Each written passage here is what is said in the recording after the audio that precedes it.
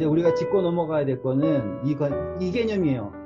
어떠한 존재든 창조된 이유로 하나님이 자유의지를 주셨다라고 하는 거는 뭘 하고 싶으시다? 관계. 이게 핵심이에요. 어떠한 존재이든 하나님이 자유의지를 주신다라고 하면 관계를 성립시키시겠다예요. 다시 말하면 자유의지가 없으면 관계도 없다. 맞죠? 분명히 초청을 하라고 했는데 안 나오시네. 네. 아무튼 오셨습니다. 에키스 환영합니다. 자, 그래서 이 관계를 어떻게 성립하느냐라고 했을 때 자유의지라고 했지 않습니까? 근데요, 이 자유의지가 어떠한 의미로서 그리고 어떠한 방향성을 가지고서 성립이 되는가라고 했을 때 모든 존재는 제가 말씀드린 대로 믿음으로 뭐 해야 된다? 거듭나야 돼요. 모든 존재는 하나님의 온전한 관계를 맺기 위해서는 죄를 지었던 죄를 짓지 않았던 모두 동일선상이라는 거예요. 하나님이 아담을 창조하셨지만 아담 역시 창조되기 전에는 뭐가 없어요? 생명이 없으니까 자유의지가 없죠. 네. 그러면 그에게는 어떤 기회가 없었어요? 선택의 기회가 없었잖아요. 그런데 이제 존재를 얻게 됨으로써 뭘 가졌냐? 자유의지가 있는 선택의 기회를 얻게 되었어요. 그래서 그 선택으로 무엇을 해야 되느냐? 믿음으로 거듭나는 게 돼야 돼요. 근데 이 믿음이 뭐였어요? 우리의 존재 안에 하나님을 믿음으로 창조하는 거예요. 그분이 내 안에 계신다. 그렇기 때문에 내가 그분 안에 있는 게 성립이 되어서 이 관계가 완성이 되는 거예요. 이게 기본이에요. 아시겠죠? 죄, 다 나중 일이에요. 자, 그러면 예수님이 이 땅에 오셔서 보이신 모본은 죄를 안 짓는 모본을 보이셨나요? 아니면 요 모본을 보이셨나요? 요거예요. 아시겠죠? 사람들이 생각을 할 때 예수님은 이 땅에 오셨지만 죄를 하나 넣으셨어요. 그래서 우리가 예수님의 모본을 따라서 거룩한 삶을 살아야 됩니다. 라고 하는 접근 자체가 뭐냐면 맹점이에요. 왜? 인간은 육신 자체가 어때요? 죄된 육신을 유전받았죠. 그러니까 우리는 뭐가 더 쉬워요? 죄를 짓는 게 더 쉬워요. 이게 기본적인 우리가 가지고 있는 죄의 이해예요. 그래서 예수님은 막 죄의 유혹이 엄청나게 많은데 그걸 잘 견뎌낸 모본인가? 절대로 아니라고요. 근데 대부분이 다 그렇게 이해하잖아요. 절대로 그게 아니에요. 예수님은 믿음으로 거듭남의 열매, 그 모본이에요. 그래서 첫 열매에서 첫 열매라고 하잖아요. 그래서 그분이 아버지여 나의 영혼을 아버지께 의탁드리나이다 하고서 돌아가셨죠. 네. 그렇죠. 그래서 죽기까지 순종하셨죠. 네. 그렇죠. 그리고 그분이 보이신 것은 뭐예요? 거듭남의 믿음으로 인해서 거듭남의 모본을 보이신 거지 죄를 안 짓는 모본을 보이신 게 아니라는 거예요. 왜? 예수님이 죄를 안 짓는 것이 모본이었다면 저는 이렇게 얘기할 수 있어요. 예수님은요 33 그리고 절반쯤에 돌아가셨죠. 어쩌면 저만큼 더 사시면 죄 지을지도 몰라요. 이렇게 할 수 있다고요. 왜냐하면 죄를 짓는다는 것은 가능성이잖아요. 아무리 몇백 년, 몇천 년 동안 죄를 안 졌어도 그 몇천 년 후에 죄를 지을 가능성이 여전히 남아있으면 의미가 없는 거잖아요. 예수님이 보이신 것은 절대로 죄를 안 짓는 모본, 죄를 참는 육신의 욕구를 잘 절제하는 모본을 보이신 게 아니다. 아시겠죠? 그거는 완전한 모본이 아니에요. 그냥 그걸 하셨죠. 하지만 그거는 주가 아니에요. 주는 뭐예요? 거듭남. 그래서 예수님이 우리가 공부했죠. 요한복음 3장에 니고데모랑 대화할 때 사람이 뭐하지 아니하면 거듭나지 아니하면 하나님의 나라를 볼 수 없고 다시 태어나지 아니하면 하나님의 나라에 들어갈 수 없다. 이 이야기가 성립이 되는 거죠. 이제 요게 기본이라는 거예요. 이 기본, 이제 이 기본을 가지고 우리가 더 들어가는 거예요. 자, 다시 오겠습니다. 이제 오늘 6장 시작할 거예요. 똑같이 그리게요. 6, 혼, 0. 똑같이 그립니다. 자, 6장 1절. 그런즉 우리가 무슨 말을 하요?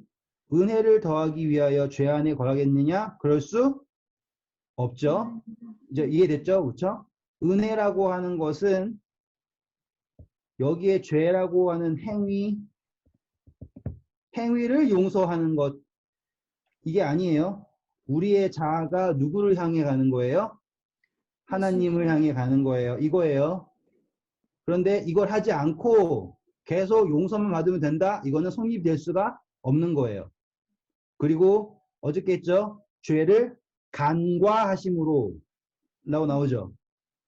자, 이제 그 이야기가 이제 더 깊이 들어가는 거예요. 자, 3절입니다. 무릇 그리스도 예수와 합하여 침례를 받은 우리는 그의 죽으심과 합하여 뭘 했다고 그럽니까? 침례를 받았대요.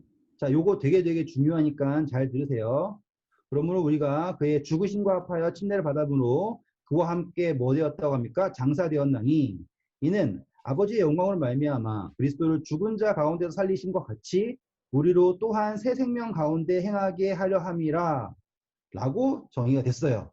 그러면 되게 헷갈리는 게 뭐냐면 내가 왜 예수님이랑 함께 장사가 돼야 돼? 내가 왜 예수님과 함께 죽어야 되지? 라고 하는 거예요. 근데 이게 함께 죽는다라고 하는 게요. 어떠한 죽는 것이냐면 예수님이 맞이한 죽음이에요. 같은 죽음을 마주하겠다고요. 우리 그때 했던 거 기억나시죠? 한 알의 씨앗이 땅에 떨어져서 땅 속에서 죽으면 생명이 되지만 그냥 썩으면 아시겠죠? 막말로 좋은 죽음이 있고요. 멍멍이 죽음이 있는 거예요. 왜? 여기에서 핵심은 뭐냐면 거듭남이라고요. 거듭나기 위한 죽는 게 누구의 죽음이냐면 예수 그리스도 안에서 죽는 죽음이에요. 근데 여기에요. 되게 뭐라고 할까요? 아주 깔끔한 비밀이 숨어 있어요. 이제 그걸 찾아볼게요. 5절 만일 우리가 그의 죽으심과 같은 모양으로 뭐 했다고요? 죽으심과 같은 모양이죠? 그분의 죽으심이에요. 그냥 죽은 게 아니죠. 연합한 자가 되었으면 또한 그의 부활과 같은 모양으로도 연합하게 된다예요. 그러면 우리가 지금 합하여서 한다라고 하는 건 예수님께서 믿음으로써 그쵸? 거듭나기 위하여 죽으신 거죠. 그래서 정말 그분이 어떻게 되셨어요? 거듭나셨죠. 그래서 하나님과의 관계가 온전한 관계로 모본을 보이신 거예요. 어떻게 해야지 하나님과 피조물이 온전한 관계를 맺는가라는 것에 대한 모본으로 거듭남이라고 하는 것을 처음으로 보여주셨어요. 창조되어서 관계를 갖는다가 아니에요, 이제. 창조되어서 관계를 갖는다라고 하는 것은 완전한 관계가 아니에요.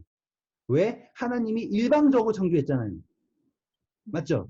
하나님이 일방적으로 창조했기 때문에 내가 언제 창조해달라고 그랬어요? 아니잖아요. 그렇기 때문에 이거는 관계가 일방적인 관계예요. 완전하지 않다고요. 그런데 거듭난다라고 하는 건 뭐예요? 일방적이 아니에요. 이제는 쌍방이에요. 완전한 관계죠. 왜? 내 안에 예수 그리스도를 창조하는 것이고 내가 그분의 뭐가 되겠다? 자녀가 되겠다라고 하는 거듭남의 선택이라는 거죠. 완전한 관계예요. 그런데 재밌는 건 뭐냐면 이 거듭남의 핵심이 뭐냐면 죽음이에요. 근데 재밌는 건요. 잘 보세요. 6절입니다. 우리가 알거니와 우리의 어떤 사람이라고 그래야 합니까? 옛사람. 네, 감사합니다. 자, 기준점을요. 옛사람, 그러면 지금도 새 사람이 있다는 거죠. 옛사람, 새 사람. 네. 예수님과 함께 십자가 못 박힌 것은 뭐가 죽었다고 합니까? 죄의 몸. 네, 여기에요, 여기. 그림 보이시죠? 여기에요. 얘가 아니라 여기에요. 죄의 몸을 죽어서요. 우리가 다시는 죄에게 종노릇하지 아니하게 하려 함이니 이는 죽은 자가 뭐 하게 된대요? 죄에서 벗어나게. 네, 감사합니다. 이거 되게 중요하니까 볼게요. 자, 이거를요, 이해하기 위해서 우리는 잠깐 7장으로 갈 거예요. 7장으로.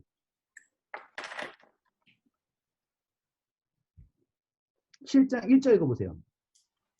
형제들아 내가 법 아는 자들에게 말하노니 너희는 그 법이 사람이 살 동안만 그를 주관하는 줄 알지 못하느냐. 네, 딱 이게 정답인 거예요. 죄의 삭슨 사망이죠? 네. 그러면 이 죄를요, 어느 범위에다가 묶어놓으면 되는 거예요? 육신의 범위에만 묶어놓으면 되는 거예요. 어, 그러면 뭐 하면 끝나요? 죽으면. 죽으면 끝나요. 그러면 그 다음에 또 누가 물어보면은 의미 없는 거죠. 그쵸? 그래서 그 죄의 삭슨 사망이다라고 하는 것 자체가요, 성립이 되는 거예요. 그쵸? 그런데 모든 존재를 얻어 가둬버리신 거예요. 육신이라고 하는 거기에다 가두신 거예요. 그러니까 죄 아래 두신 거예요. 이게 어떻게 생각할 때는 막 하나님 너무한다 이 생각이 들 수 있잖아요. 그게 아닌 거죠. 하나님께서는 지금 모든 결과를 어디에다가 끝내버리게 하신 거예요? 죽음이라고 하는 것으로 끝나게 하신 거예요. 그러고 나서 우리가 누구를 선택을 하면 하나님을 선택을 하면 우리가 했던 행위로서 했던 모든 죄들 있죠. 네. 그거는 이미 뭐로 끝나는 거예요? 죽음으로 끝나는 거예요. 이해되셨죠? 남은 건 무엇이냐면 우리가 여기 있죠. 이것이 거듭나고 나는 자격이 있는가예요. 아시겠죠? 자격이 있는가? 그게 뭐라고요? 믿음. 이해되시겠죠? 네.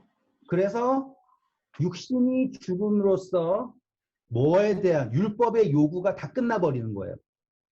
네. 더 이상 뭐 어떻게 할 거예요? 아무리 연쇄살인마이어도 그 사람 죽으면, 살인마가 죽으면 더 이상 물을 수가 없잖아요. 그거랑 똑같은 개념이에요. 그렇게 만들어 놓으신 거예요. 그리고 우리에게 주어진 것은 뭐냐면 이 혼이 우리가 믿음으로써 아버지여 나의 영혼을, 나의 혼을 아버지께 의탁드립니다 라고 하는 그 이야기가 나오면 되는 거예요. 상당히 논리적이죠. 그러니까 구원이라고 하는 것이 어렵지 않은 거예요. 그리고 아무리 여기에다가 행위로요. 제가 만약에 여기에다가요. 잉크를 넣어요. 그런 다음에 아무리 제가 깨끗한 물을 집어넣어도 이 물은 절대로 깨끗한 물이 될 수 없잖아요. 그게 행위예요. 맞잖아요. 그 행위는 절대로 의를 이룰 수가 없어요. 그러니까 제일 간단한 건 뭐예요? 이거를 폐기하면 되는 거예요. 그리고 새 것을 주는 거죠. 그게 거듭남이에요. 이해되셨죠? 네. 자, 그거를 어떻게 설명하나 볼게요. 이제 이 사람이. 자, 7절. 이는 죽은 자가 7절이에요. 6장 7절. 이는 죽은 자가 죄에서 벗어나 의롭다 하심을 얻었습니다. 만일 우리가 그리스도와 함께 죽었으면 또한 그와 함께 살 것을 믿는 거예요. 왜? 이거는 거듭나기 위한 죽음이에요. 거듭나기 위한 죽음에서 뭐까지 도말된 거예요? 죄까지 도말이 된 거예요. 이해되셨죠? 네.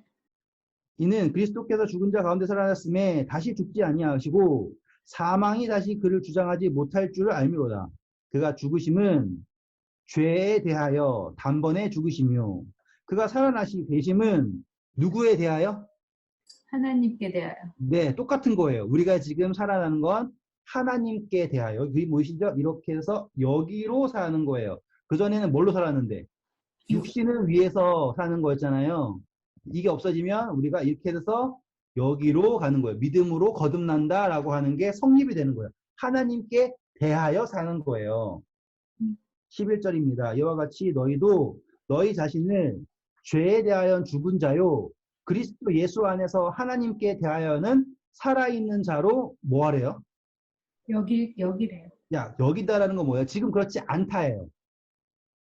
아직 우리가 어디에 있으니까? 육신 아래 있죠. 네. 그러니까 아직까지는 우리는 이 육신에게서 자유를 얻지 못했어요. 하지만 뭐 한 것으로요? 이루어진 것으로 여겨라예요. 네. 그러면 그랬을 때 우리가 무엇을 할 수 있냐면 선을 행할 수 있는 거예요. 이해되시겠습니까? 내가 착한 행위를 해가지고 선해지는 게 아니라 내가 이제 세상을 향해 죄를 향하여 사는 게 아니라 하나님을 향하여 산다라는 것을 믿고 그렇게 여겼을 때 그때서야 내 안에서 뭐가 나오는 거냐면 선이 나올 수 있는 거예요. 이해되시겠죠? 그러니까 착한 행위가 먼저냐 아니면 거듭나서 착한 행위를 하느냐예요. 이 순서를 이해하셔야 돼요. 그래서 13절이에요. 12절. 그러므로 너희는 죄가 너의 뭐를 지배하지 못하게요? 몸. 여기 보세요. 여기 제가 그림 그렸던 그대로예요. 여기에요. 여기 죄의 죽을 몸을 지배하지 못하게 하여 몸에 뭘 순종하지 말래요? 사욕. 그쵸? 네. 다 어디에 있는 거예요? 여기에, 여 위에 있는 거예요. 여기 있는 것에 순종하지 말고 너의 지체를 의의 무기로 하나님께 드리라 라고 선택을 하는 게 바로 이제 거듭난 사람들이 하게 할 수 있게 되는 선한 행위가 되는 거예요. 야고보서에서는 믿는 걸 어떻게 표현할 거냐, 나는 행위로 표현할 거다라고 하잖아요. 그게 각 착한 척을 해서 내가 의롭게 된다는 게 아니라 내가 그분을 믿어서 거듭났기 때문에 자연스럽게 그 행위가 증거로 나타난다라고 하는 설명입니다.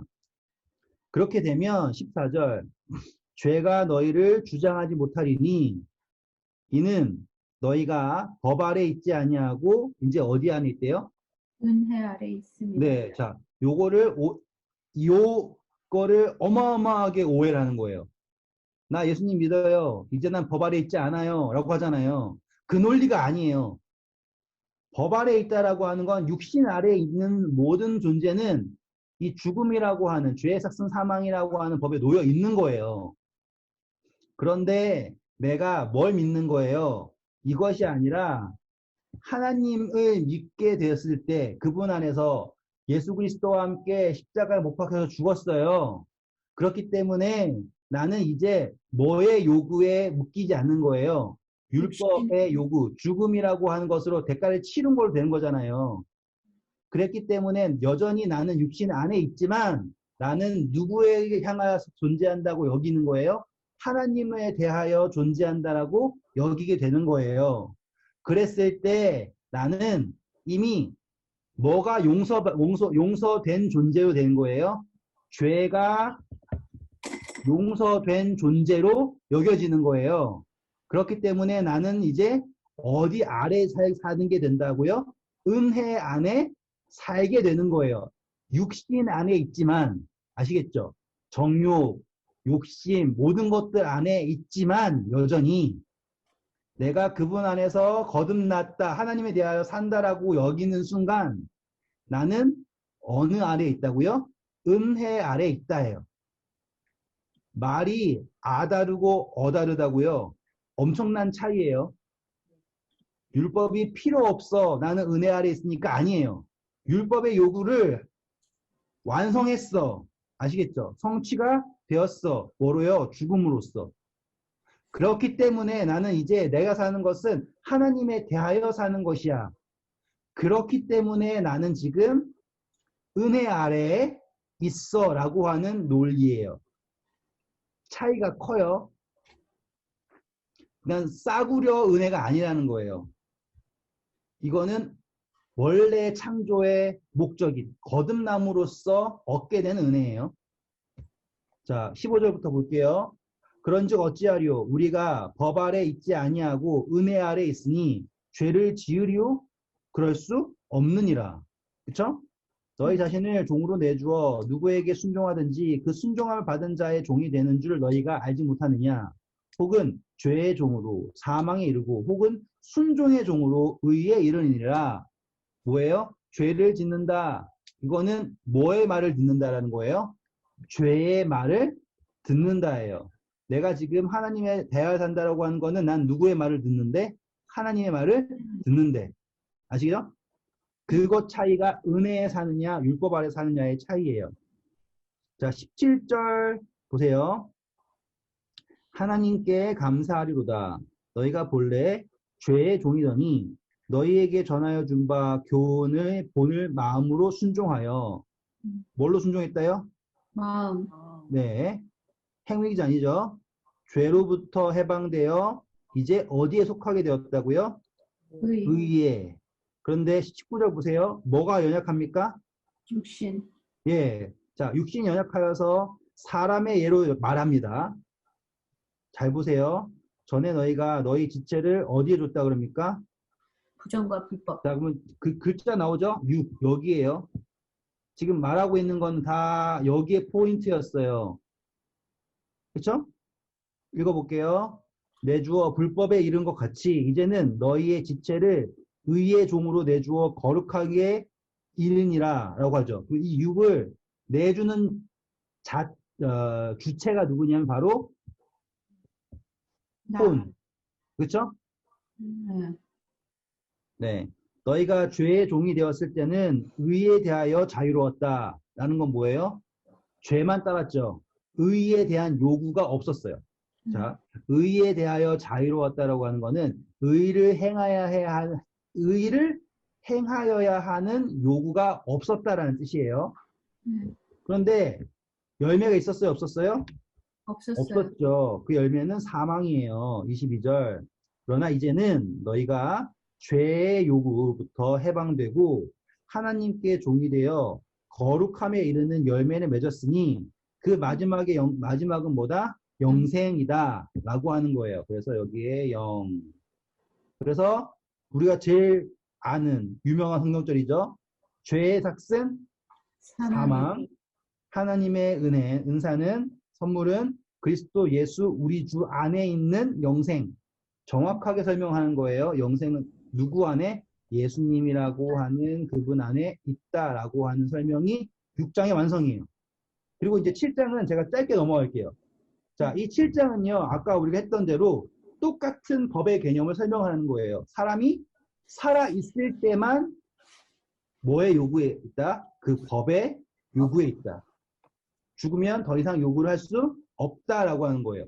그거를 뭐로 설명했냐면 이제 혼인 관계로 설명을 해요. 자, 올게요. 2절 보세요. 2절, 7장 2절이에요. 남편이 있는 여인이 그 남편의 생전에는 법으로 그에게 매인바 되나 그 남편이 죽으면 남편의 법에서 벗어나느니라고 하죠. 이건 다른 개념이에요. 자, 6장에서는 내가 죽어요. 네. 근데 이제는요, 남편이 죽는 거예요. 그게 뭐예요? 죄를 도말하십니다. 이게 예수님께서 설명하시는 구속의 방식이에요.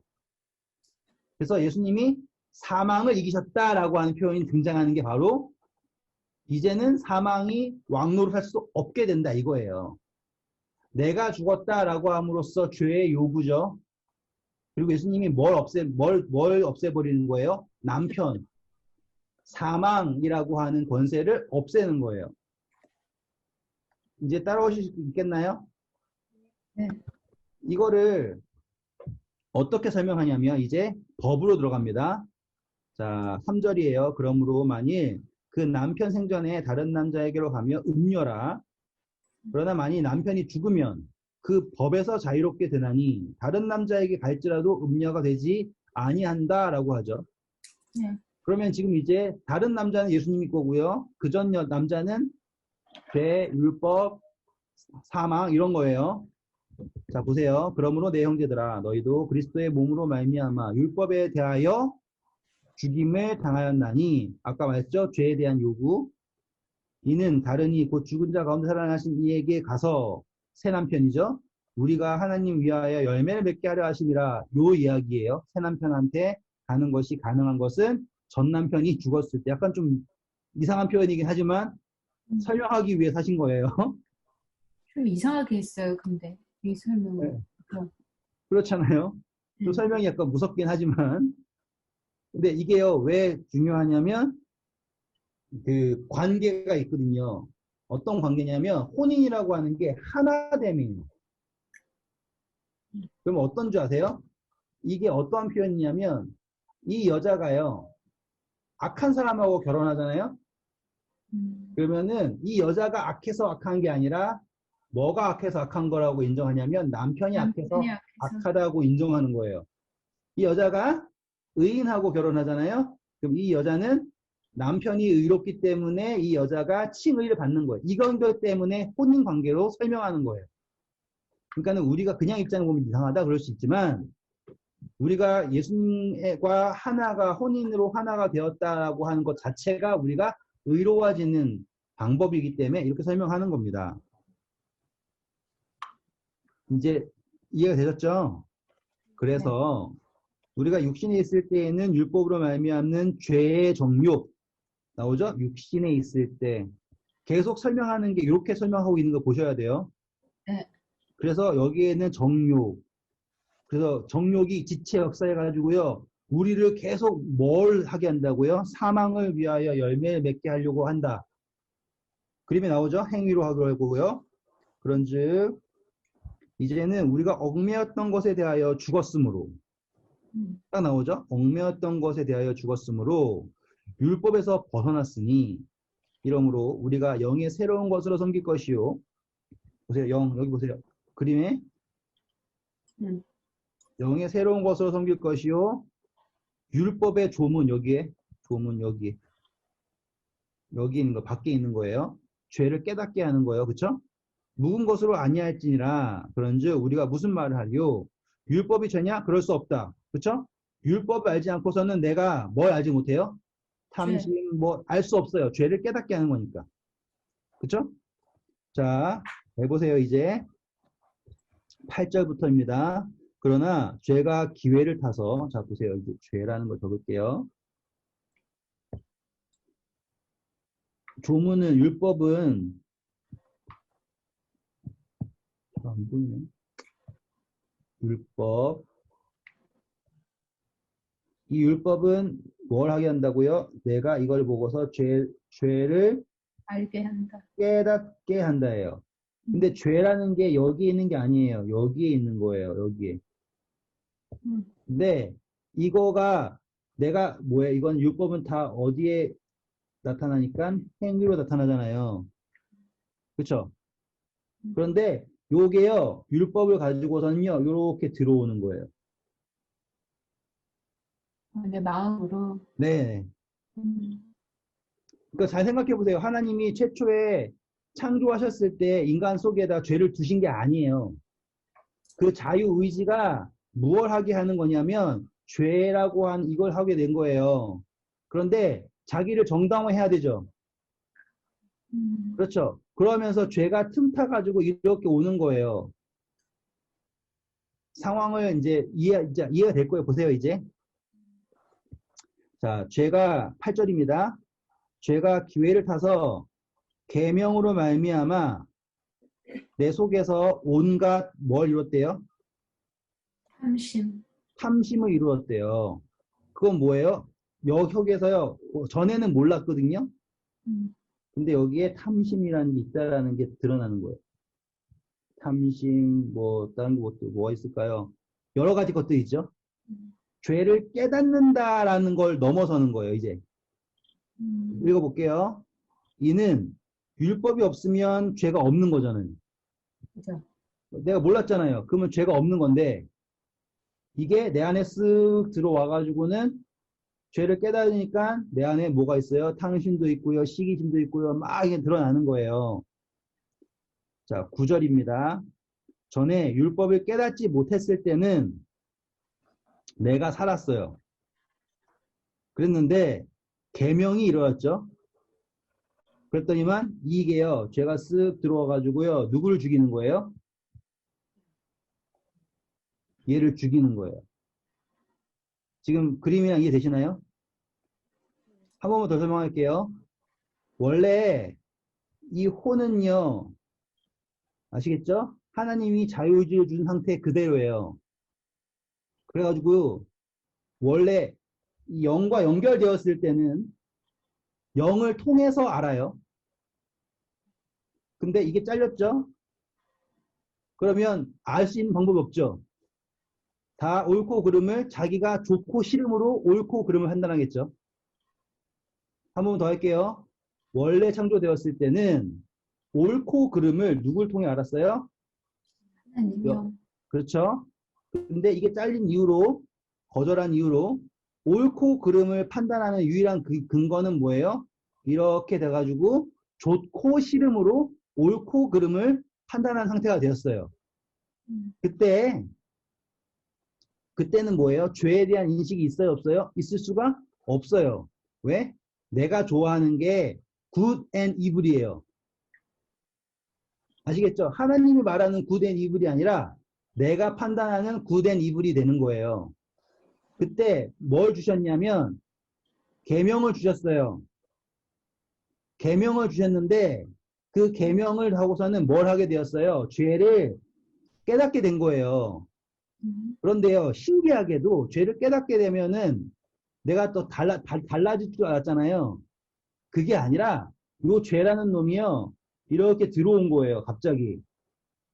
이 율법을 빙자해가지고요. 와가지고는 뭘 하냐면요, 나를 죽이는 거예요. 너 탐심 있지? 너 거짓말쟁이지? 너 이렇지 저렇지? 라고 막 죽이고 들어가는 거라고요. 지금 그 이야기가 여기에요. 잘 보세요. 9절이에요. 전에 율법을 깨닫지 못했을 때는 내가 살았죠. 계명이 이름에 뭐는 살아나요? 죄는 살아났죠. 그렇죠. 내 안에 막 죄가 막 엄청 막 무슨 그 있잖아요. 비료 뿌린 잡초들처럼 막 자라는 거잖아요. 그런 남은 건 뭐예요? 완전히 쥐꼬리처럼 없어져 버린 나예요. 뭐 하지 않는 이상? 죄와 동조하지 않는 이상 나는 없어져 버리는 거예요. 그 죄가 옳다고 하지 않는 이상 난 없어져 버린 상태까지 된 거라고요. 여기까지 이해되시죠? 그러면 뭐 할 수밖에 없어요. 죄에 동조해야지 내가 사는 방법밖에 없단 말이에요. 아니면 그 죄가 나를 계속 짓눌러가지고 나를 죽이게 해야 되는 거잖아요. 여기 이해되셨죠? 그런데 자 10절 보세요. 생명에 이르게 할 계명. 여기 보세요. 율법이 뭐예요? 생명에 이르게 할 그 계명을 주셨잖아요. 깨닫는 거요. 내게 도리어 뭐가 된 거예요? 사망에 이르게 하는 것이죠. 네, 자 이게 우리가 지금 맞닥뜨리고 있는 상태인 거예요. 왜 예수님 믿는 사람들의 대부분이 느끼는 게 뭐냐면 과연 내가 구원받을 수 있을까라는 질문이 들어오는 거예요. 그 질문의 근거는 다 어디에 있어요? 여기 율법 있잖아요. 율법. 그러면은 이거를 사도 바울은 뭐가 설명한다고요? 이 죄라는 놈이 율법의 기회를 타가지고 내 안에 들어와가지고는 나를 죽이고 죄를 살게 하는구나 라고 사도 바울이 정확하게 설명하고 있는 거죠. 이해되시겠죠? 네. 그냥 읽으면 되게 막 헛도는 이야기 같아요. 근데 그림을 놓고 보면 헛도는 이야기가 아니라는 걸 제가 말씀드리고 싶은 거예요. 자, 그래서 사도 바울 얘기합니다. 12절. 이로 보건대 율법은 거룩하고 계명도 거룩하고 의롭고 선해요. 이거 분명히 하나님께서 좋은 의도로 주신 거예요. 맞아요. 13절. 그런즉 선한 것이 내게 사망이 되긴 되었느냐? 그럴 수 없죠. 선한데 왜 사망이 되지? 이 갈등을 하는 거예요. 왜 나는 계속 계명을 볼 때마다 내 자신을 죽게 될까? 하나님이 분명히 선을 이루기 위해 주셨는데 왜 나는 그 계명 앞에 서면 그 노래 있네요. 갑자기 그대 앞에 서면 난 왜 작아지는가 그 노래. 우리 다 아시는 노래죠. 우리 엄마가 그 노래방에 부르시더라고 한번 내가 듣고 우리 어머니가 완전히 그 있잖아요. 완전 SDA. 정말로 그 철두철미한 그분이시거든요. 근데 한번 그걸 부르시더라고요. 야, 또 아무튼 그런 경험이 있었어요. 자, 그렇다는 거예요. 그러니까 사도 바울이 왜 문제냐면 이 순간부터 뭐가 없어진 거예요. 은혜라는 게 사라져 버리는 거예요.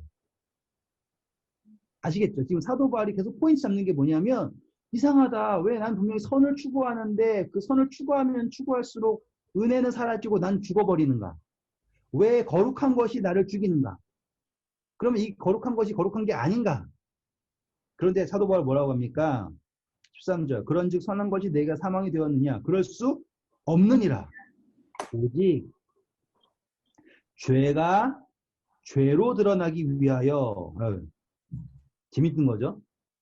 죄는 죄다. 그것까지라는 거예요.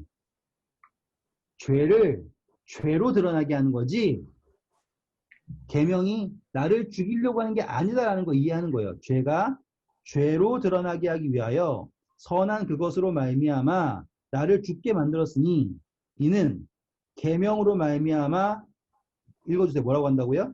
죄로 심히 죄되게 하려 함이라. 네, 목적이 그거라는 거예요. 계명은 의를 주고 이거 아니라 죄를 정말로 죄라고 말하는 거다. 그걸로 날 죽이려고 하는 게 아니다라는 거를 사도 바울이 깨달은 장면이에요. 뭘 했냐? 선을 딱 그어버렸다 이거예요. 이렇게 선을 그어버린 거예요. 이렇게. 그어라 줘라. 이렇게 그어버린 거예요. 아시겠죠? 그래서 이 죄라는 걸요. 엿다가 집어넣은 게 아니라요. 이렇게 빼놓은 거라니까요. 이렇게. 제가 말씀드렸잖아요. 육신이 죽으면 죄의 요구가 사라진다고 했잖아요. 네. 그러니까는 지금 죄를 제가 여기 안에다가 집어넣은 게 아니라요. 여기에다 정립을 딱 해버린다고요. 근데 계명이 들어오니까 이게 어떻게 했다고? 제가 스몰 들어와가지고는 나를 막 죽이는 거라고요. 근데 사도 바울이 그게 아니다. 이 계명은 뭘 하다? 죄로 드러나게 하는 것 뿐이지 나를 죽이려고 주신 게 아니다라는 걸 선포하는 거예요. 그래서 뭐 한 거예요? 이거 빼가지고 밖에 딱 넣어버린 거예요. 이해되셨죠? 자, 14절입니다. 우리가 율법은 신령한 줄 알거니와 나는 뭐에 속했대요? 육신에 네, 여기서 속하여 여기 딱 육신에 속하여서 죄에 팔린 거다. 이렇게 정리를 하는 거예요. 그러니까 이 정리가 누구를 살리냐면요. 이 혼을 살리는 거예요. 아시겠죠? 육신에 속하여 죄에 팔렸다예요. 자, 그 다음 15절부터 읽어주세요. 내가 행하는 것을 내가 알지 못하노니 곧 내가 원하는 것은 행하지 아니하고 도리어 미워하는 것을 행함이라. 만일 내가 원하지 아니하는 그것을 행하면 내가 이로써 율법이 선한 것을 시인하노니 이제는 그것을 행하는 자가 내가 아니요 내 속에 거하는 죄니라. 내 속 곧 내 육신에 선한 것이 거하지 아니하는 줄 아노니 원함은 내게 있으나 선을 행하는 것은 없노라. 내가 원하는 바 선은 행하지 아니하고 도리어 원하지 않는 바 악을 행하는도다. 만일 내가 원하지 아니하는 그것을 하면 이는 행하는 자가 내가 아니요 내 속에 거하는 죄니라. 그러므로 내가 한 법을 깨달았노니 곧 선을 행하기 원하는 나에게 악이 함께 있는 것이로다. 내 속 사람으로는 하나님의 법을 즐거워하되 내 지체 속에서 한 다른 법이 내 마음의 법과 싸워 내 지체 속에 있는 죄의 법으로 나를 사로잡는 것을 보는도다. 오호라 나는 공고한 사람이로다. 이 사망의 몸에서 누가 나를 건져내랴. 우리 주 예수 그리스도로 말미암아 하나님께 감사하리로다. 그런즉 내 자신이 마음으로는 하나님의 법을 육신으로는 죄의 법을 섬기노라. 자, 동화 깔끔하죠? 네. 지금 엄청 깔끔하게 정리됐어요. 네. 마음으로는 하나님의 법을, 육신으로는 죄의 법을 싹 구분됐죠. 네. 그렇게 되니까 뭐 하면 끝나는 거예요? 이렇게 선 딱 그으면 끝나는 문제라는 거예요. 속사람, 혼, 하나님의 법. 육신 속에는 뭐가 있다고요? 죄의 법. 그래서 하나님께서 모든 사람을 죄 아래 둔 것은 이라고 하는 거가요. 어마어마한 은혜인 거예요. 왜? 탈출할 수 있는 근거를 준 거예요. 하나님 왜 우리가 이렇게 약하게 태어났나요? 완전하게 태어나게 해주시지 이렇게 생각하는 것보다요. 지금 우리가 이렇게 연약하게 태어난 것이 어마어마하게 더 쉬운 거라니까요. 그분께서 우리에게 주신 멍에는요, 너무나 가벼운 멍인 거예요. 뭐만 하면 되니까요. 거듭나기만 하면 되는 거예요. 그 선택이에요. 그 사도 바울은 말하는 거죠. 오라 나는 공고한 사람이로다. 어디에서 건져내달라고요? 이 사망의 몸, 육에 여기요.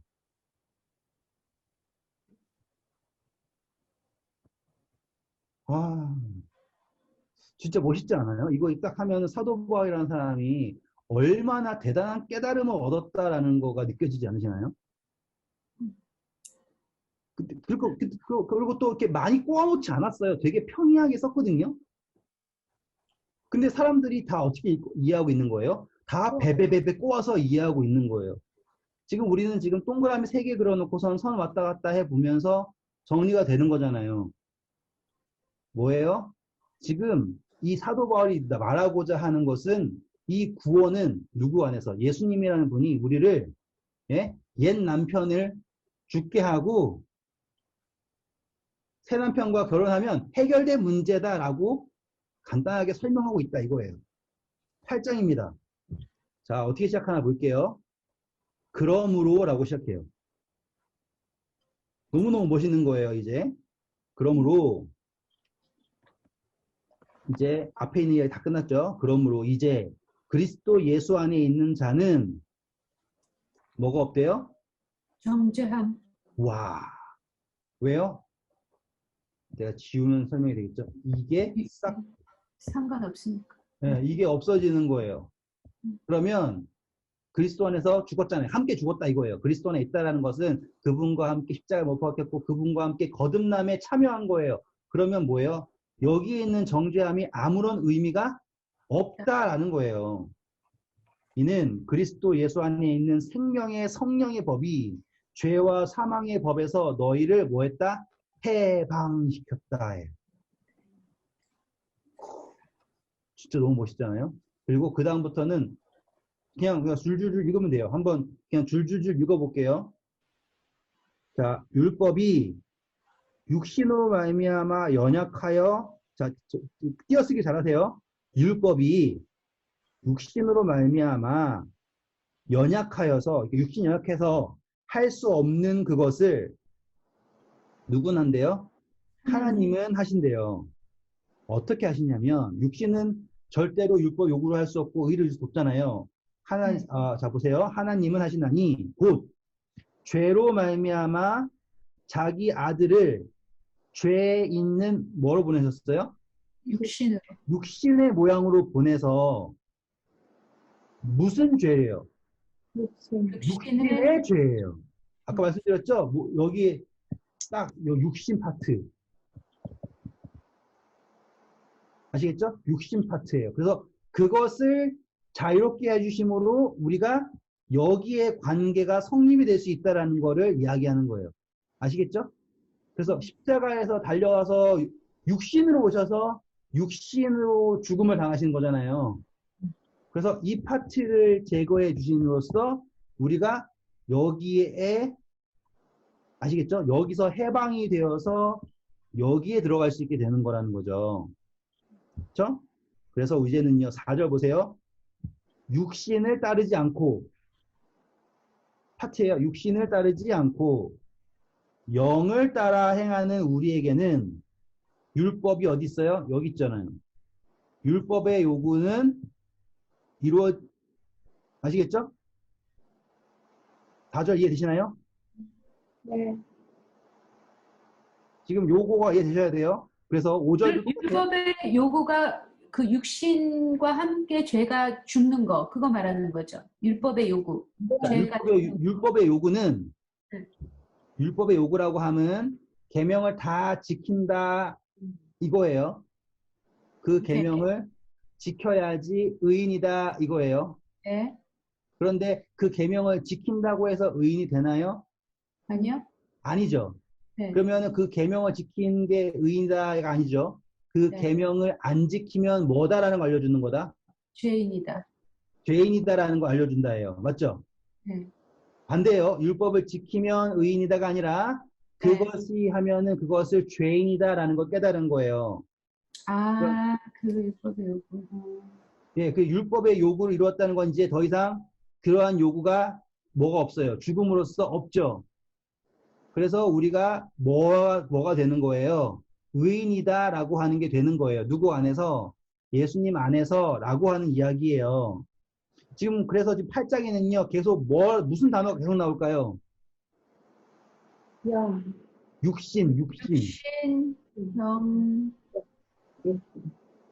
지금 보면 어쩔 수 없어요. 계속 육신, 영, 생명, 육신, 영, 계명, 율법 이 얘기만 계속 나온다고요.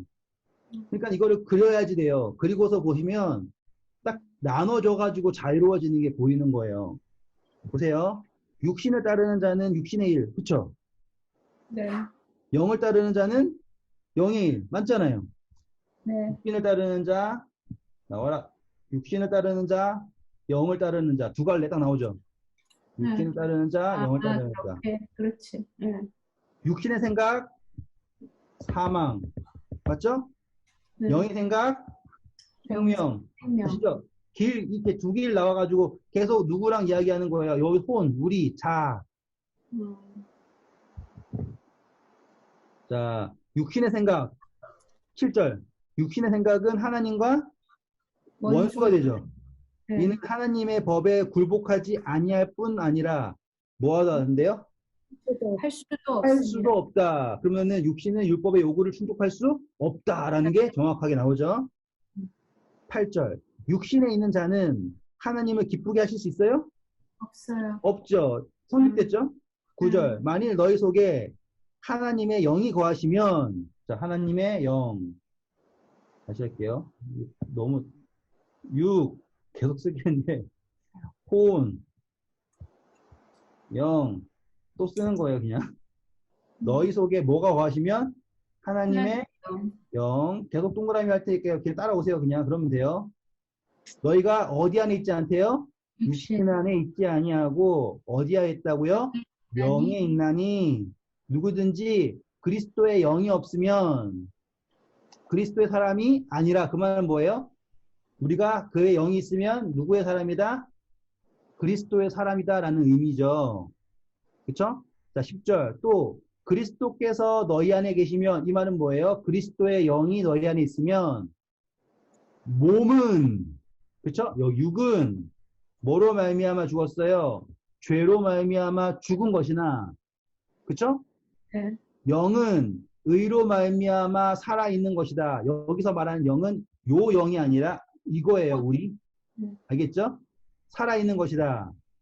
예수를 죽은 자 가운데 살리신 이의 영이 너희 안에 거하시면 여기 이 영이에요. 그리스도 예수를 죽은 자 가운데 살리신 이가 너희 안에 거하시는 그의 영 나오죠. 이게 그의 영 아시겠죠? 그의 영으로 말미암아 너희의 죽을 몸도 살리시리라. 아시겠죠? 이 말은요, 이 육 아니에요. 죽을 몸은 이거 아니에요. 우리가 고린도전서 15장에 공부했던 대로 육신의 몸이 있는 것처럼 영적인 몸도 있다고 했거든요. 확인하고 갈까요? 기억나세요? 안 나세요? 나요.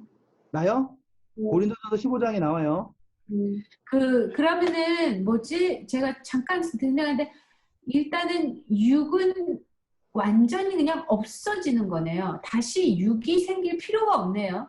그렇죠. 한번 확인하고 갈게요. 고린도전서 15장 확인하고 가세요. 그게 나아요. 고린도전서 15장 오세요.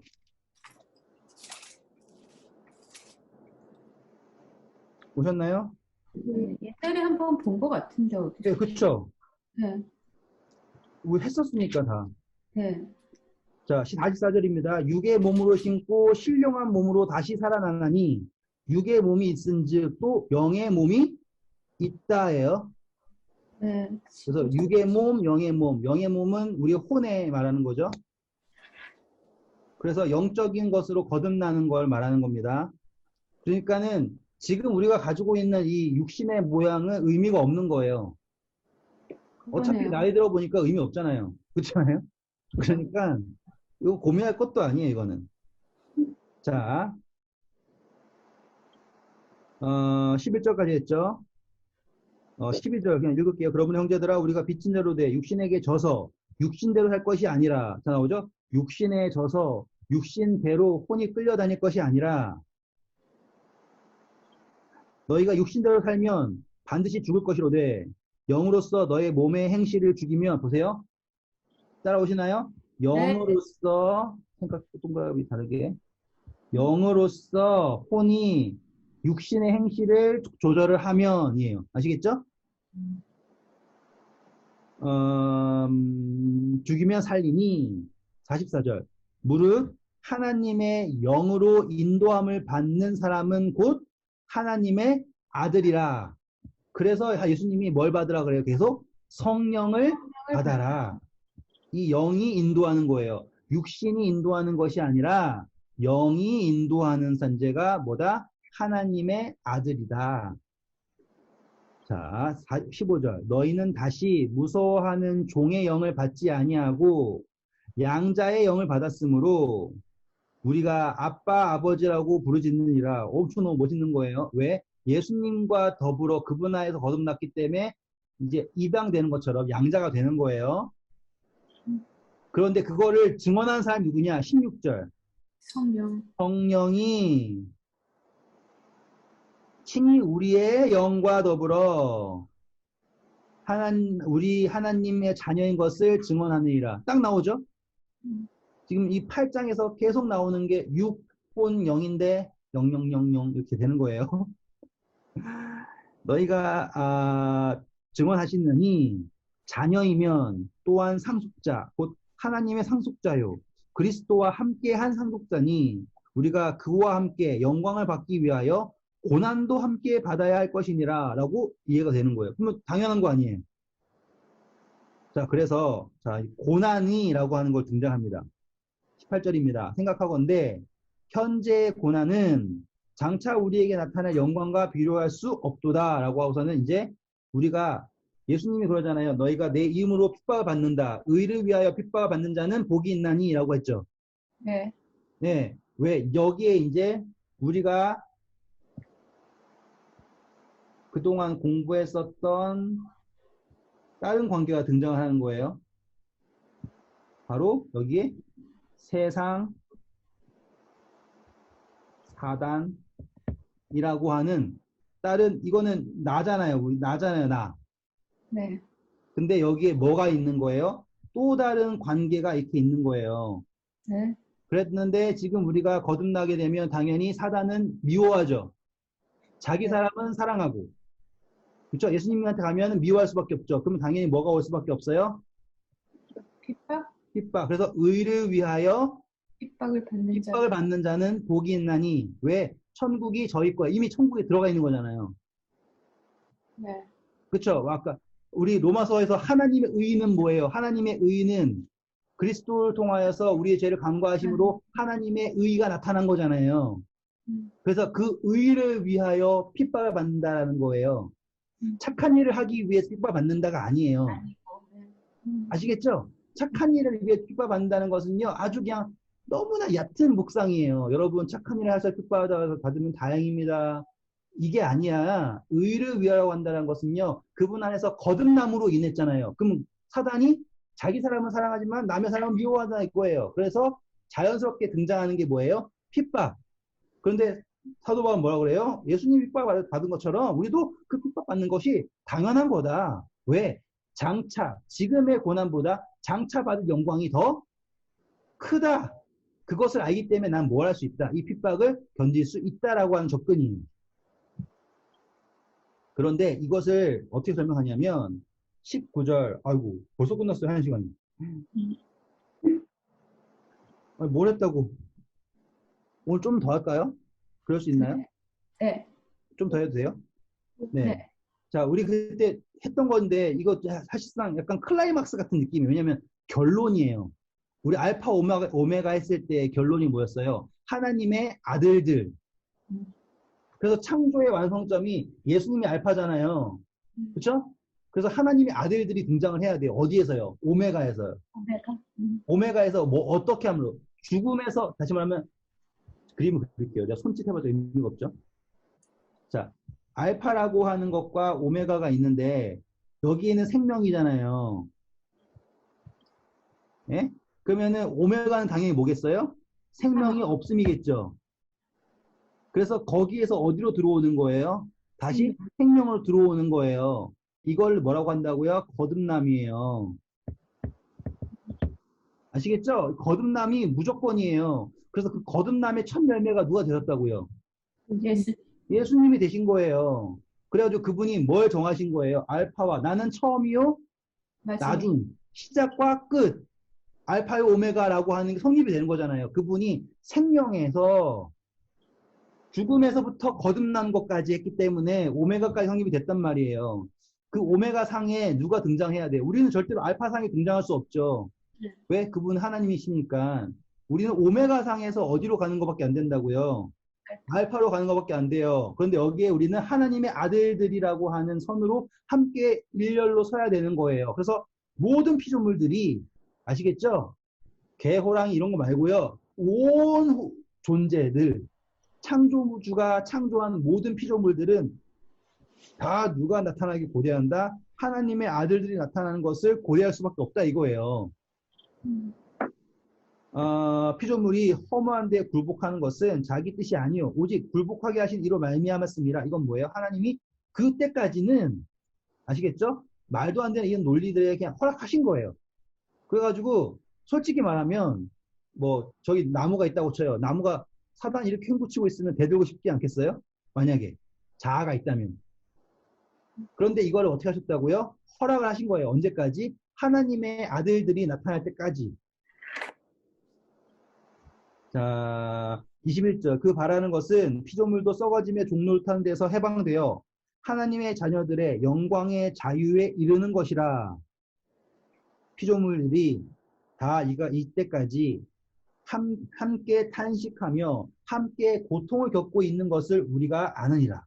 그뿐 아니라 또한 우리 곧 성령의 처음 익은 열매를 받은 우리까지도 속으로 탄식하며 양자될 것 곧 우리 몸의 속량을 기다리느니라. 우리가 소망으로 구원을 얻었음에 보이는 소망이 소망이 아니니 보는 것을 누가 바라리요. 만일 우리가 보지 못하는 것을 바라면 참음으로 기다릴지니라. 자, 보세요. 지금 이게 뭐랑 전환점이냐면 이제 믿음과 소망이라고 하는 것에 대하여 전환점을 갖는 거예요. 내가 지금 무엇을 믿는가? 뭘 믿는가? 소망. 아시겠죠? 예수 그리스도 안에 있는 소망을 믿는다라고 하는 믿음의 이거 어떻게 설명해야 될지 모르겠어요. 그거를 지금 사도 바울이 전환을 하는 거예요, 화제를. 근데 이거는 눈에 보여요, 안 보여요? 뭐예요? 안 보여요. 자, 18절에 뭐라고 그럽니까? 장차 우리에게 나타날 영광이라고 했죠.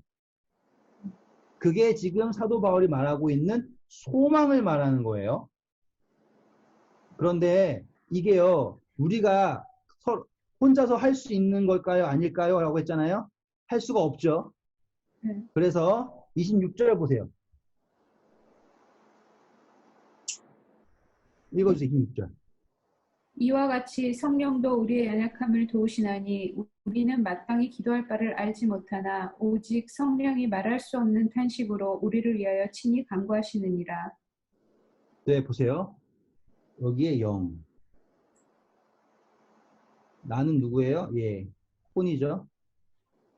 근데 혼이 지금 뭘 가지고 있다고요? 지금? 소망. 예. 이제 믿음이라고 하는 건 지금 넘어선 거예요, 지금. 근데 소망이 뭘 몰라요? 방향성이 모르잖아요. 네, 무엇이 하나님의 뜻이고 어떤 걸 해야 될지 모르잖아요. 마땅히 구할 바를 알지 못하죠. 누가 아세요? 말할 수 없는 탄식으로 영이. 마음을 살피시는 이가 성령의 생각을 아시나니 이는 성령이 하나님의 뜻대로 성도를 위하여 간구하심이라. 그러면 뭐예요? 성령이 이끄는 거예요. 누구의 뜻에 맞춰서? 하나님의 뜻에 맞춰서. 제발 8장까지만 끝냈으면 좋겠는데. 자, 그래서 28절 읽어주세요. 우리가 알거니와 하나님을 사랑하는 자, 곧 그의 뜻대로 부르심을 입은 자들에게는 모든 것이 합력하여 선을 이루느니라. 네, 감사합니다. 자, 요거예요.